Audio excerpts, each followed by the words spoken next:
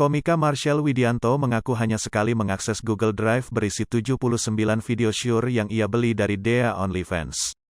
Dalam Google Drive tersebut menurut Marshell, hanya bisa diakses oleh dirinya karena ada memerlukan kata sandi tersendiri. Hal itu dikatakannya usai menjalani pemeriksaan di Polda Metro Jaya.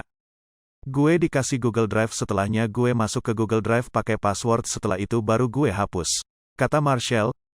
Usai berhasil masuk, Marshell mengaku hanya menyaksikan video syur Dhea sekali lalu menghapusnya.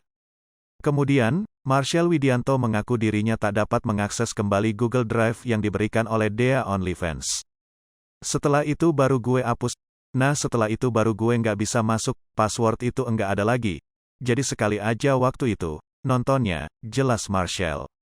Lebih lanjut, Marshell membeli kumpulan video tersebut seharga 1,5 juta rupiah. Belinya waktu itu 1,4 juta rupiah apa 1,5 juta rupiah satu Google Drive, tuturnya. Diakui pria asal Tanjung Priuk, Jakarta Utara itu dirinya tidak terpikirkan untuk mengunduh video syur tersebut. Tidak disimpan, karena memang Google Drive. Ketika kita masuk harus pakai password, kata Marshell. Kendati demikian, tujuannya membeli 76 video dan gambar tanpa busana Dhea OnlyFans itu semata-mata hanya untuk membantu perekonomian pemilik nama asli Gusti Ayu Dewanti itu. Jadi teman-teman mohon maaf atas kegaduhan ini, perilaku GW memang tidak bisa dibenarkan tapi yang GW lakukan hanya untuk menolong si sebenarnya dan rasa iba, pungkas Marshell Widianto. Marshell meyakini jika masih banyak orang baik yang dapat menemani Dhea dalam menjalani masa-masa tersulitnya saat ini. Jadi intinya aku ingin mengucapkan semangat buat Dhea, tenang kamu, Dhea, tidak sendiri, ungkap Marshell.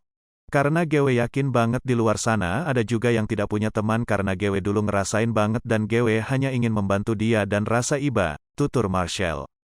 Marshell Widianto mengaku trauma namanya terseret kasus video syur milik Dhea OnlyFans. Komika asal Tanjung Priuk itu bahkan tak menyangka dirinya turut diperiksa sebagai saksi atas kasus jual beli konten pornografi Dhea OnlyFans. Trauma lah, kata Marshell Widianto usai pemeriksaan di Polda Metro Jaya, Kamis, tanggal 7 April tahun 2022. Menurut Marshell tidak semua niat baik kini dapat diterima oleh seseorang.